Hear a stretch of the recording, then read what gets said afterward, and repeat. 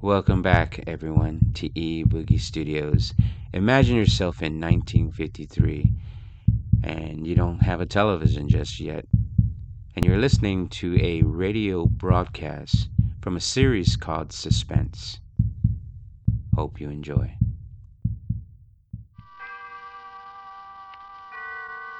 Autolite and its 98,000 dealers bring you Miss Agnes Moorehead in tonight's presentation of Suspense.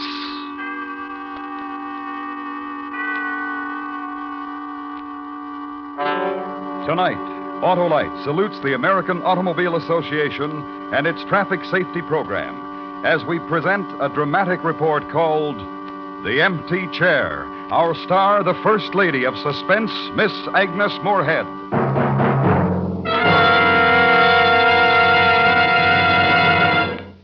This is Harlow Wilcox speaking for the worldwide Autolite family. Since 1922, the American Automobile Association, with the cooperation of 276 affiliated clubs, has been active in helping schools develop educational programs designed to protect children on their way to and from school and to make them careful drivers upon graduation. Traffic safety is, as you know, everyone's business.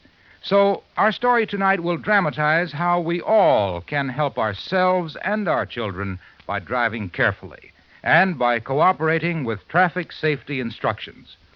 Later in the program, we will hear from Mr. Royce G. Martin, chairman of the board and president of the Electric Autolite Company, and Mr. Ralph Thomas, president of the American Automobile Association. And now, Autolite presents transcribed The Empty Chair, starring Miss Agnes Moorehead, hoping once again to keep you in suspense.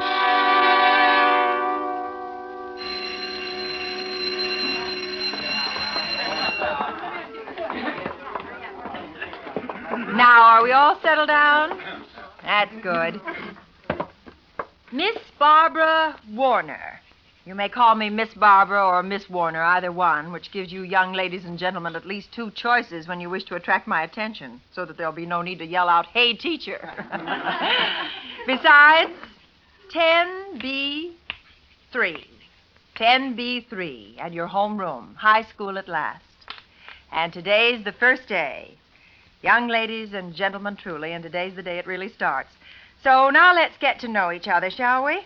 All of you will get up and go to the back of the room, please. I have your study cards here, and I've arranged them alphabetically. We'll start with the first row and the first seat, and as I call your names, you'll be seated.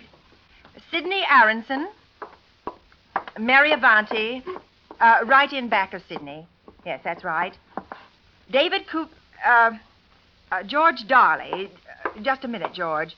Leave an empty seat. Jessica Bromley, and then skip one, and then you, George. An empty seat for David Cooper. For now.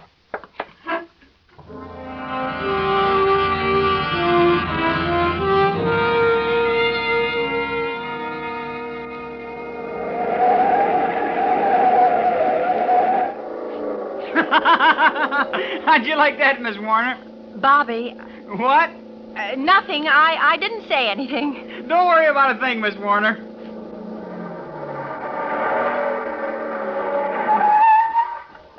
Home. And how'd you like your ride? Well, I'm glad it's over. And I was just getting a compliment ready for you. Oh, you were? I've never had a teacher in my car before. And? I wanted to see how one of them would react to going 65 miles an hour. Nearly 70, Bobby, and in a residential section, too. Just for the last 6 blocks, Miss Warner.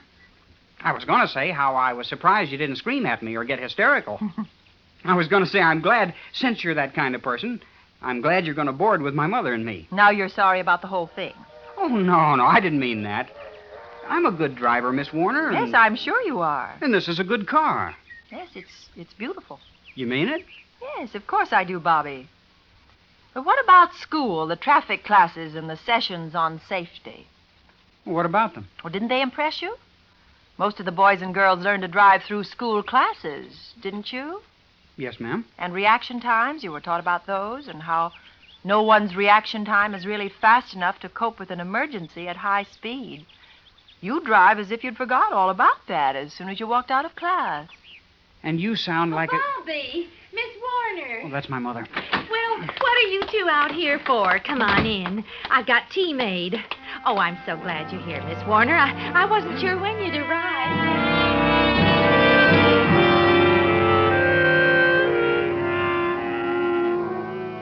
Mrs. Morrison, mother of Bobby, a woman in her 40s perhaps, or younger, in a plain cotton house dress that hung loosely about her, and her hands were almost delicate and quite thin and worn.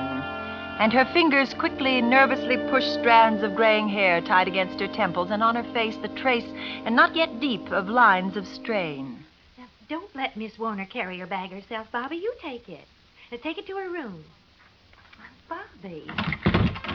And then her touch on my arm, and Mrs. Morrison led me into her house, into her home, and showed me the living room, neat, sparingly furnished, and said that I was welcome to use it any evening for my guests if I just let her know beforehand. She would arrange to go to a movie or call on a neighbor. Just let her know beforehand. And the kitchen, and where she kept the toaster and the coffee canister and the sugar and the other things I'd need for breakfast or a snack whenever I pleased. She didn't mind a bit. And then my room. I had Bobby fix up the little radio on your bed table. I thought it might be nice. A pleasant room. A summer blanket neatly folded at the foot of the bed. A window open to a small wire-fenced vegetable garden. A desk, a chair, a pleasant room. Unpack now and change and lie down and rest. Listen to the radio. And doze. Lay off me, Ma. Leave me alone. Just lay off me, do you hear? And waken then to summer evening and to something more harsh. I'm fed up, Ma. Fed up. Do I reach your Ma? Is it getting through to you? Now, listen to me, Bobby. I've had it listening to you, Ma. Bobby, she'll hear you. Miss Warner will Let her hear. You hear me, Miss Warner? You listening real good? Hey, Warner, wake up. Hit the deck. Wake up and get an earful. All right. We'll do that, Bobby. We'll let Miss Warner listen so you won't have to yell at her. Miss Warner? Miss Warner? Yes? Would you come out, please? I want you to... Would you please? Yes, Mrs. Martin.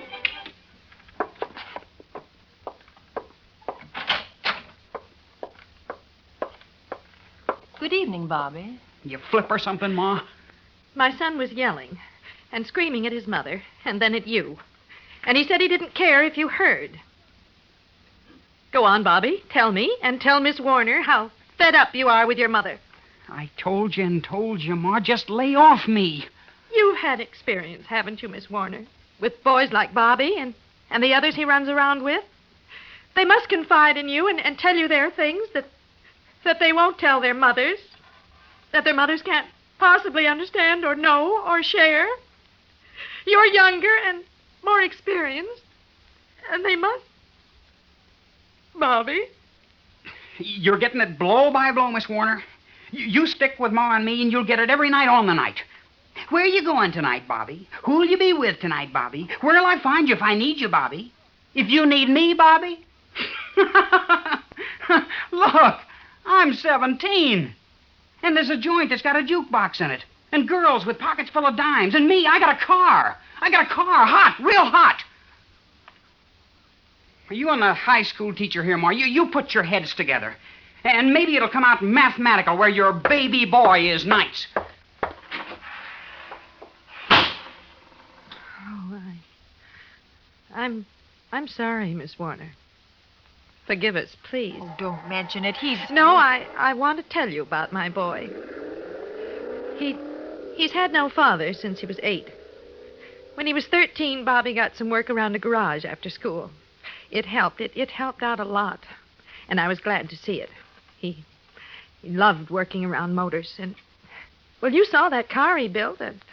A boy 17 to have built such a car. Mrs. Morrison. Yes? Has Bobby ever told you about Mr. Douglas? I don't think so. He's a teacher at our school, a manual arts teacher. No. He takes special interest in boys like Bobby. He's also our driver education teacher, we call him. He works with the boys and girls, and the local automobile club helps him.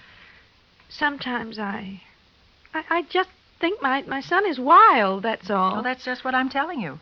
Mr. Douglas teaches safety and sanity in driving. He tries to tell the young people... Mrs. Morrison. Hey, Mrs. Morrison.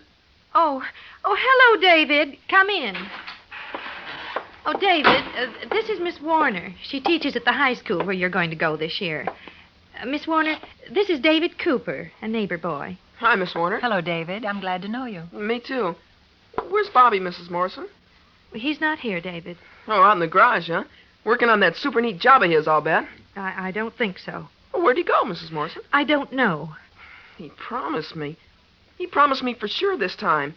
Promised you what, David? Well, he said next time he was in a race, I could ride with him. And I know there's one tonight. And he welches out on me. But, well, he's the best, Mrs. Morrison. Real absolute best. Why, he's got all those other guys... How old are you, David? Huh? I asked how old you were. 13. What's that got to do with it? Bobby promised me. He said I was old enough now for him to break me in. Well, good night, Mrs. Morrison. Miss Warner. David's our neighbor boy. Not many years ago, I used to babysit for his mother. Read to him, he and Bobby. Could I fix you something to eat, Miss Warner?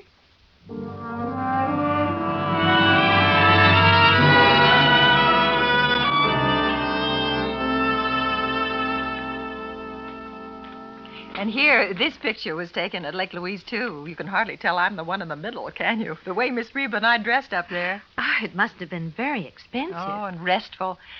I got a lot of reading done that I've been promising myself to get... Oh, sit still, Mrs. Morrison. I'll get it. Good evening. Good evening. Does this young man belong here? Yes, he does, officer. Please come in. Who is it? Now, don't get excited, Mom. Oh, I said don't get excited. Are you Mrs. Morrison? oh, yes. Yes. I'm Officer Cleaver. The only reason your son isn't in juvenile court right now is because, as far as I know, it's the first time he's pulled a trick like he did tonight. Well, what are you talking about? In his car, him and another one, speeding down Presbury Street. Your son headed north and the other one south, headed toward each other. Front wheels on the white dividing line to see who'd give way. Going over 70 miles an hour. Oh, Bobby. Who the other kid was, I don't know, ma'am. I can only catch one of them. Him.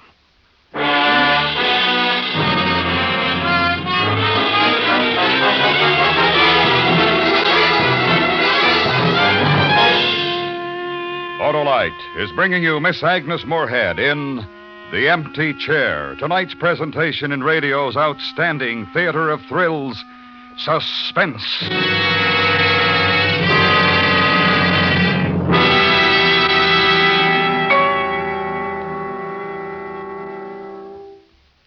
We'll continue with Suspense in a moment. Now, here is Mr. Royce G. Martin, chairman of the board and president of the Electric Autolite Company, to introduce a special guest. Tonight, the worldwide Autolite family is privileged to salute the American Automobile Association and its traffic safety program.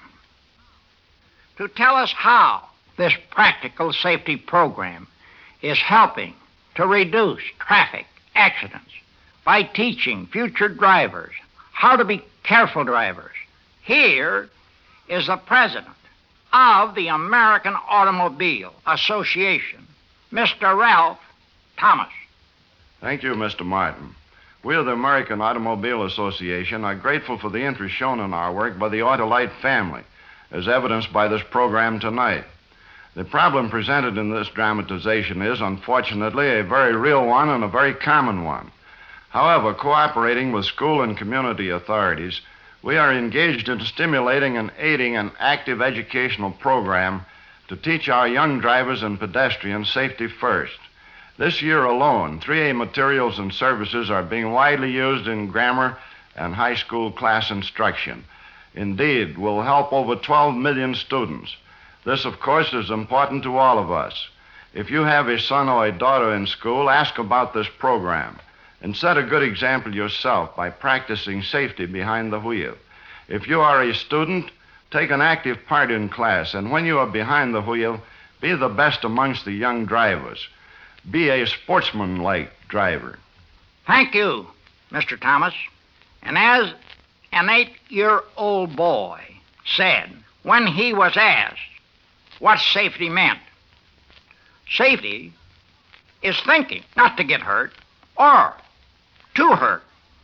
There's a definition we should all remember. And now, Autolite brings back to our Hollywood soundstage Miss Agnes Moorehead in Elliot Lewis's production of The Empty Chair, a dramatic report well calculated to keep you in suspense.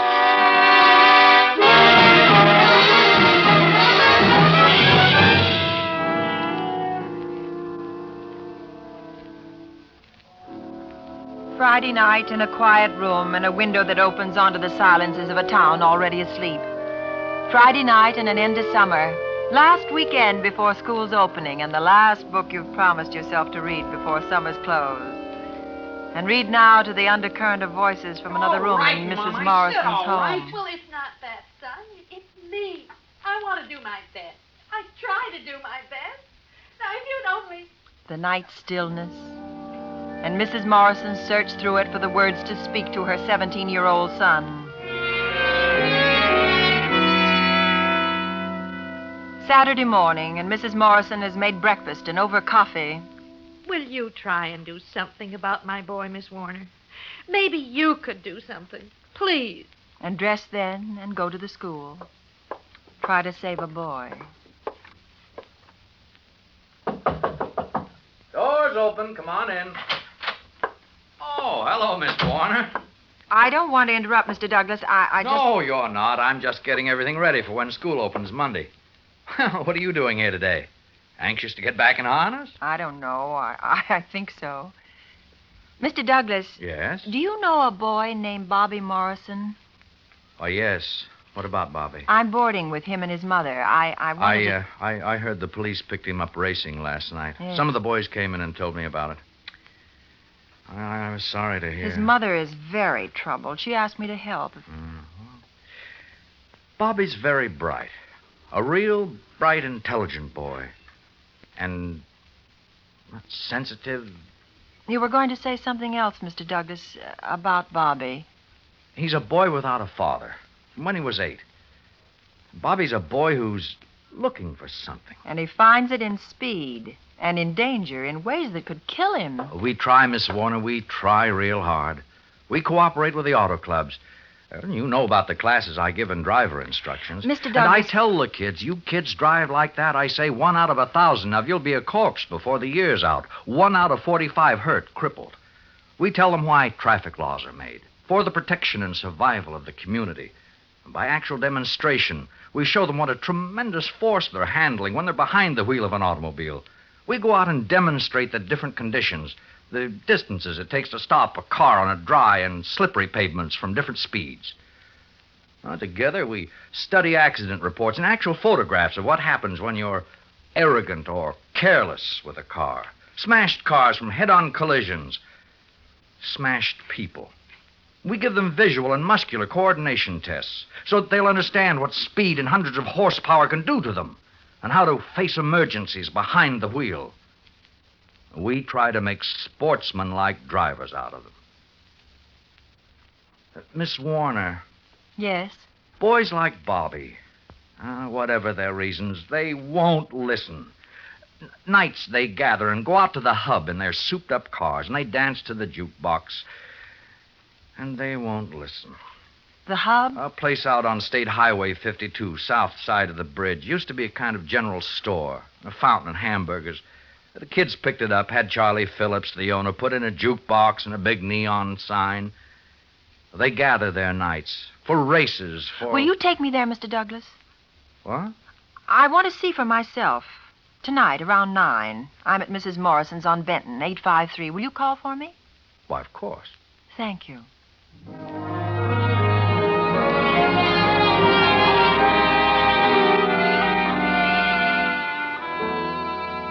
And later, when I got back to the house, Mrs. Morrison said Bobby hadn't been home all day. But it wasn't unusual, she said. He'd show up for dinner. But he didn't. And Mrs. Morrison picked at her food and got up from the table too often and walked around and made excuses which could cover Bobby's not being there. A double feature Bobby had to see twice. A friend had him to dinner and Bobby forgot to call. The ordinary excuses we all make to hold back the truth for a while. And after dinner, dishes and her trying to chat brightly, but somehow sentences trailing off and not being finished. And glances through the window onto the night street and the head cocked to the sound of every passing automobile. And when the doorbell rang, a mother hurrying for news of her son. Oh, And the disappointment. please come in, Mr. Douglas. Thank you. Oh, Miss Warner. Mr. Douglas is here. And the ride down State Highway 52, south through good countryside of sycamore and birch, across a wooden bridge, and the intrusion now upon a time of evening quiet of a thing, a wheel, an enormous wheel of red neon. A wheel whose each spoke displaced a tube of sky when it lit, one spoke after another. And when the huge and clever wheel was finally complete, a thing happened.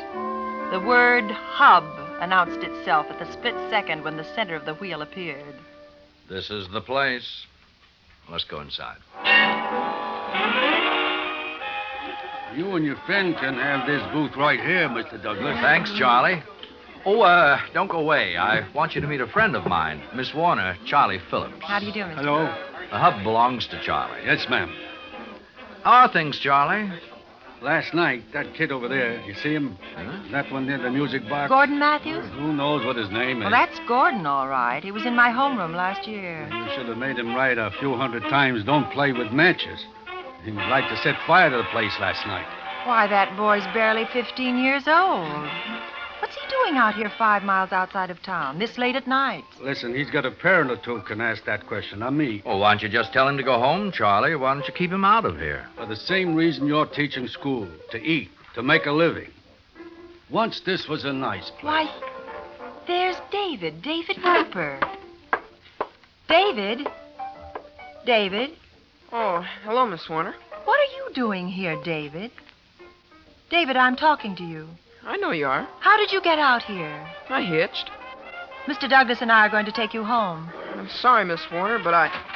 Oh, hi, Bobby. You ready, kid? What is this, Bobby? School opens Monday. Then you ask questions and ask for hands. Saturday night don't belong to you, Miss Warner.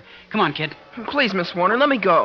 What's the trouble? Look, you'd better stay out of this, Mr. Douglas. David is going someplace with Bobby. I want to know where. Where, Bobby? All right.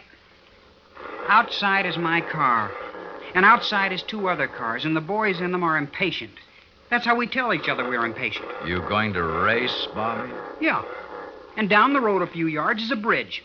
You get the picture? You're crazy. What's he going to do? Tell her. The 3 of them will line up abreast on the road, then they'll race to the bridge and over it. But there's only room for 2 cars across that bridge. That's right. One of us will have to drop back. Come on, Davy. Okay. Oh, you stay here, David. Ow. Now listen, you can get killed. Let go of me. I would if I were you, Mr. Douglas. I'd really let him go. Mr. Douglas, hey, What do you want, Charlie? These kids, they turn into a wolf pack. Don't get yourself into any trouble. Why, these boys wouldn't dare to. Listen, Miss Warner. Last month, an older brother, there must have been a man about 30, a very hefty fellow with muscles on his forearm. This fella came in here and tried to pull his kid brother out of here. He landed in the hospital. Cut. There's 16 kids here, Miss Warner. But what Bobby is going to do, that race over the bridge with David, both of them can be killed. The way they handle those cars, you don't know. Come on, Davy. You coming? Well, sure.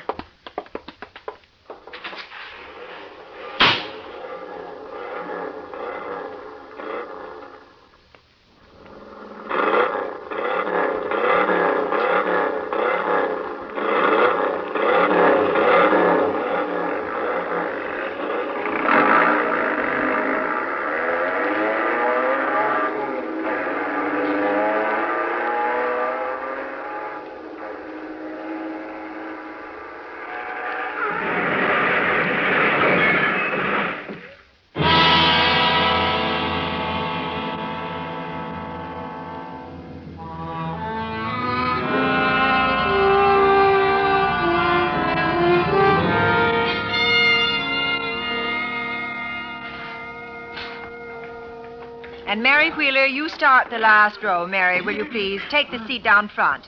Then Judy Wilton. Then John Young, the third seat. And Martin Young. You're brothers, aren't you? I can tell. And next to the last, Audrey Zant. And George Zimmerman. There. Now, young ladies and gentlemen, here we are. 10B3 at Alexander Hamilton High School. Oh, come right in, Bobby.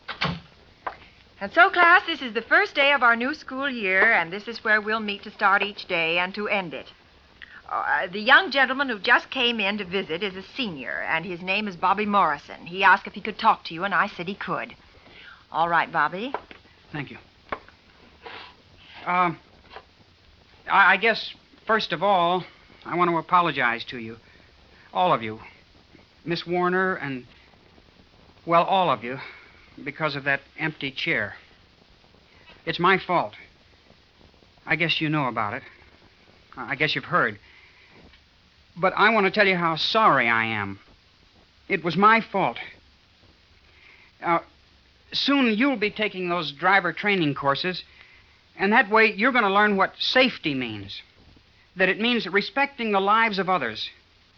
Now, that's something I didn't do. And that's why you've got that empty chair instead of David Cooper. But David's going to be all right. I've been spending a lot of time at the hospital, and today they told me that. Well, that's about all, Miss Warner. And thank you for letting me say it. Thank you, Bobby. And that's why we'll save David's seat for him. He's coming back. I want to wish you all a fine, productive, and safe school year. And if there's anything you want to talk to me about, I'll always be here. You may go to your first class.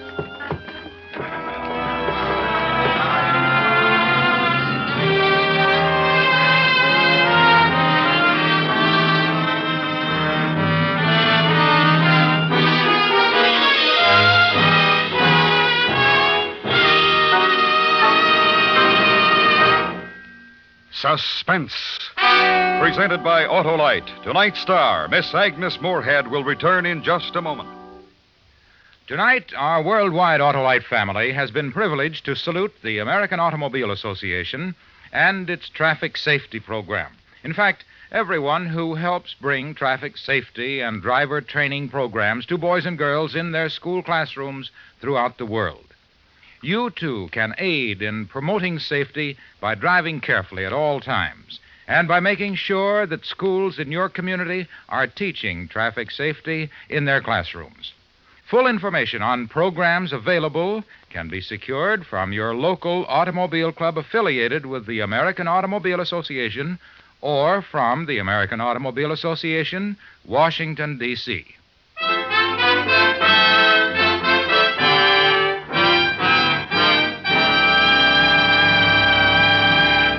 And now I'd like to present Agnes Moorehead and our producer-director, Elliot Lewis. Thank you, Harlow. Agnes, I'm happy to inform you that you have been voted Autolite's Golden Mike Award for the best female performance of the year on Suspense. Congratulations, and here, this is for you. Oh, thank you, Elliot. As you know, Suspense has always been my favorite radio show, so receiving this award is a double honor. Thank you very, very much. Next week, a story based on fact as we recreate the excitement and violence of a fire in an oil field. The story is called Hellfire. Our star, Mr. John Hodiak. That's next week on Suspense.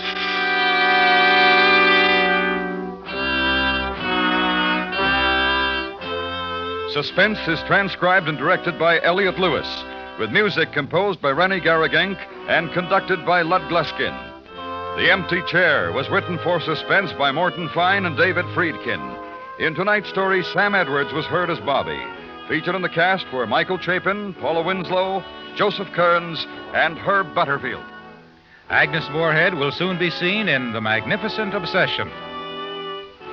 And remember, next week, Mr. John Hodiak in Hellfire. And now, this is Harlow Wilcox saying good night for the Autolite family with this reminder. You're always right to be careful.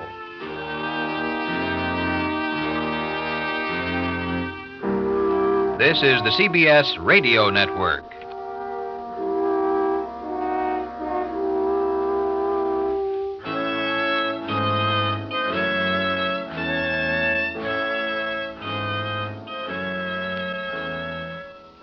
This is the end.